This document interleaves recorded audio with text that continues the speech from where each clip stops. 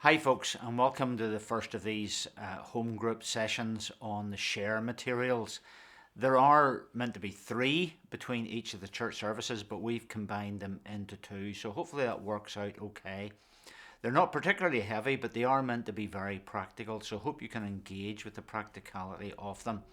And in terms of the recording of them, when you need to stop it and have your discussions, just press pause and then go right on ahead after that again. So let's jump straight in.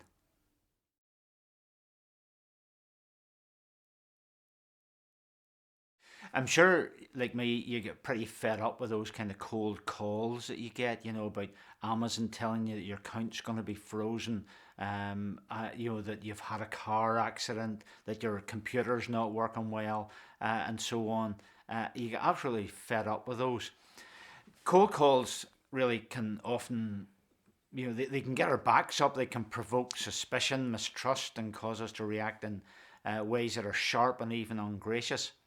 And think about that. Think of an experience you've had of a cold call. How did you react? Or Andrew used to sing to them down to the phone. I'm sure they loved that. But if the caller had been a friend, how different would have been your reaction to that? Building a positive relationship is key when it comes to extending an invitation.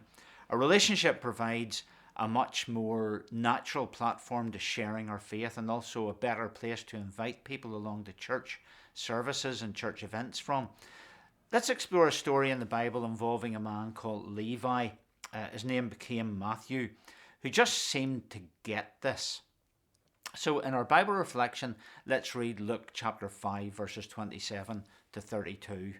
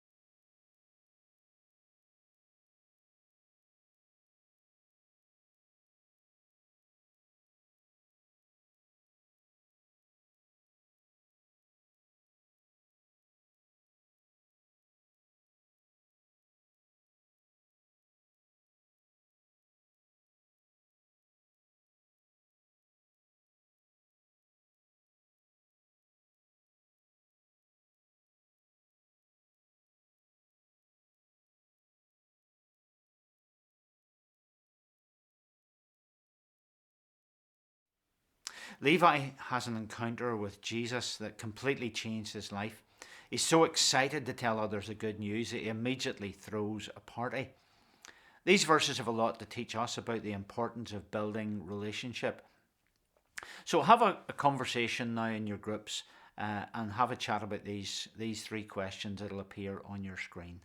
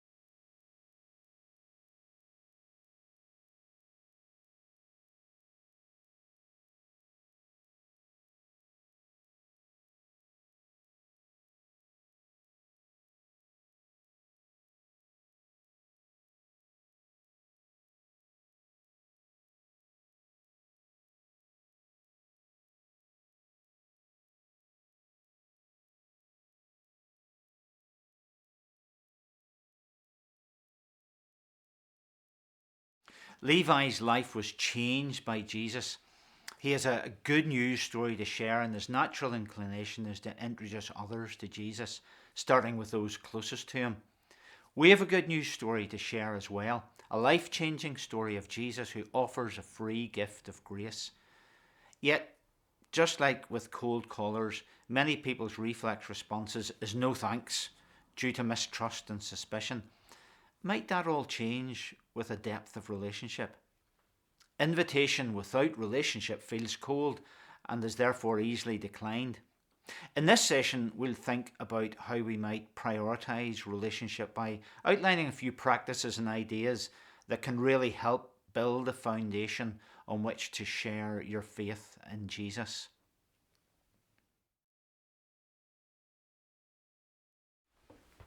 So the following 6 practices are just simple ways to help unreached people begin to move along to a journey towards Jesus in a way that's non-confronting and non-threatening. Just a way to help them feel a bit more comfortable. These are 6 relationship builders that lead to natural evangelism. The first thing we want to emphasize is noticing. A starting point to knowing anyone is just in noticing things about them. It's not only the first step in becoming aware of another person, but also in paying attention to God's activity in your world. By taking time to intentionally pay attention to those around you, we can take our eyes off ourselves and create an opportunity to get to know others. The second really important step is praying.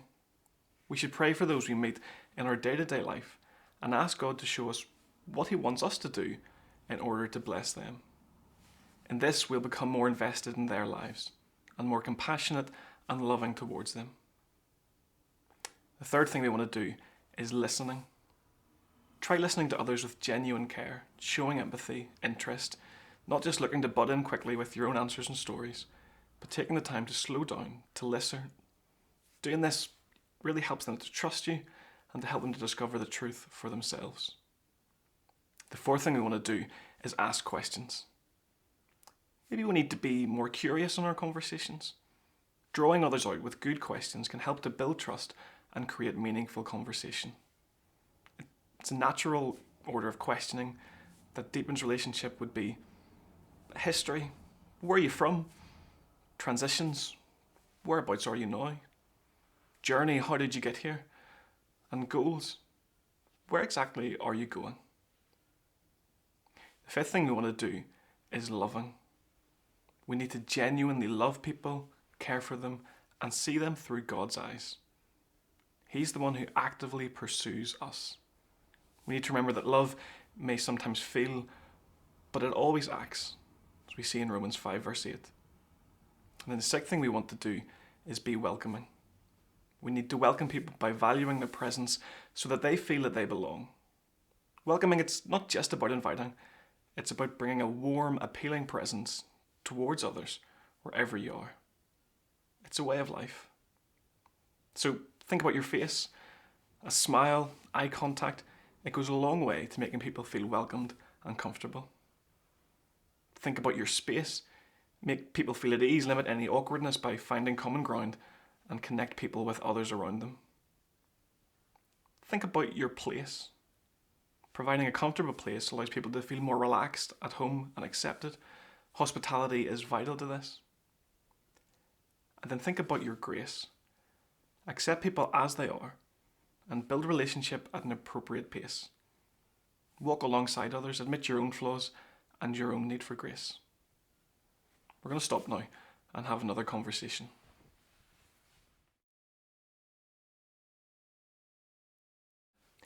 Building these 6 relational practices into our lives will help to cultivate real relationships with those who are unreached. The next section highlights 6 habits that will ensure your life is always outward facing. Perhaps our biggest challenge in loving people is breaking out of well-worn ways of living which lock us into life surrounding us and ours. A first stage of loving others may be to take on a new set of habits in our daily lives which take us out of ourselves and into the lives of others. Here are 6 simple ways of trying to begin to make that move. First of all, be kind. Just make it your regular practice to seek to be kind to others. Simple things like sending a thank you, sending an encouraging text, or taking time to help someone move house, for example. Secondly, don't always eat alone. Use a mealtime as an opportunity for getting to know them better, maybe meeting someone for coffee or hosting a family for Sunday lunch. Thirdly, prayerfully consider your circle of influence. Think about all the people God has arranged that you rub shoulders with in your life. Who do you seem to be drawing close to just now? What are their life circumstances that may open a door to speak to them about God? Listen well and look for opportunities to follow God's leading. And then fourthly, read the Bible with an eye towards relationships. Look at how key characters in the Bible carry on their conversations with others. What's going on in Jesus' encounters with other people, like the Samaritan woman in John 4, in Philip with the Ethiopian in Acts 8, and Peter and Cornelius in Acts 10. What can you learn from these stories? Fifthly, check your news feed for stories that may offer connections and conversations. Stories that come up in conversation can provide an opportunity to ask a question or to offer a different perspective in life. And then sixthly, reflect on your own conversations with others. Take a moment during the day or at the end of the day or at the end of the week to ask yourself about the encounters you've had through the week. What relationship seems to be opening up? Where did you have a significant conversation? How did you build on it? Where did you miss an opportunity? Why did that happen? What can you learn from it? Habits, both good and bad, are almost invisible to us, but they exercise enormous power over how we live our lives. Try out at least some of these practices, maybe taking one of them at a time. See how they work out in your life and in your relationships with others as a witness to Christ. Let's take another moment to have a conversation about these 6 habits.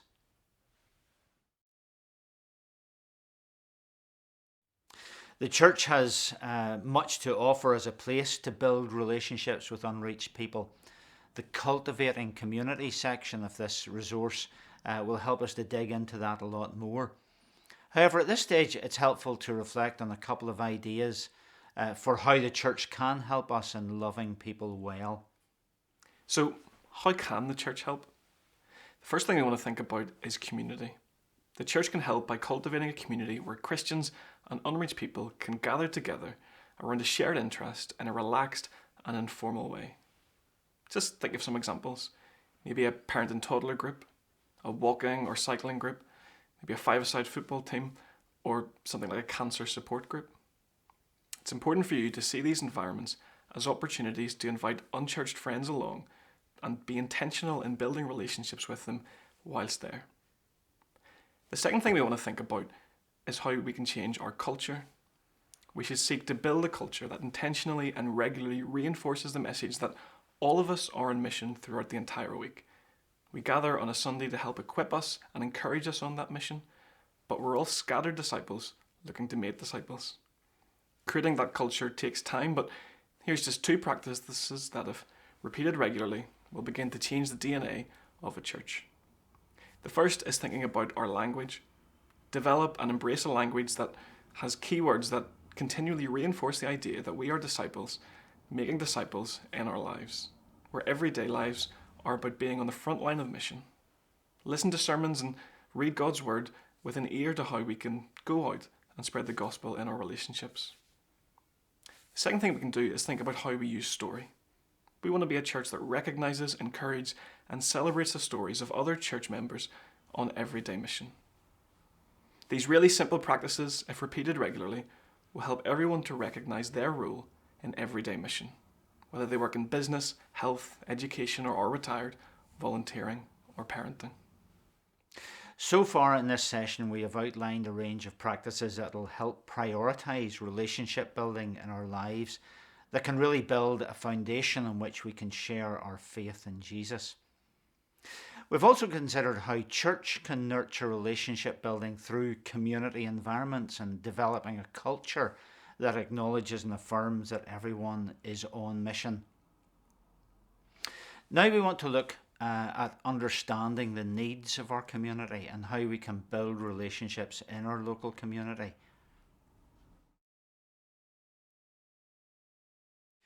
When we encounter people from a different culture or community, if we're not careful, our words and actions can at best seem cold and at worst offensive. Understanding the culture, the history, the norms within our community is hugely important in identifying needs that will be helpful for us in our efforts to share the gospel. The Apostle Paul was also trying to understand a different culture. He was used to sharing the gospel with those who had a background in the Old Testament. But when he came to Athens, because they were non-Jews, they didn't have this starting point. So let's see how he went about this in his address to the Areopagus in Acts chapter 17.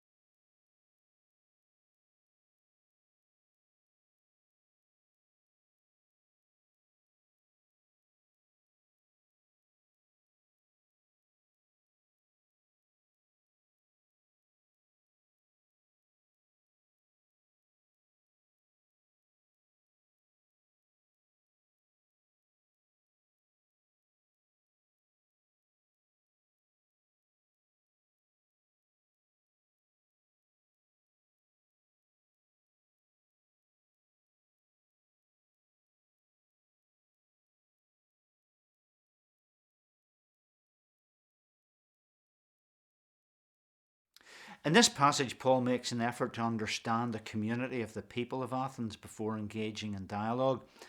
Paul goes on to relate his message to their culture by referring to their idols, verses 22-23, and their poets, verse 28, as he shares the gospel truth.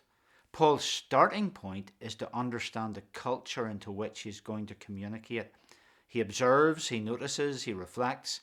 This shapes his message as he connects with the people by speaking into a real need and answering a question that many of them were asking: who is the unknown God? So let's have a couple of conversations now, one relating this passage and then following on from that.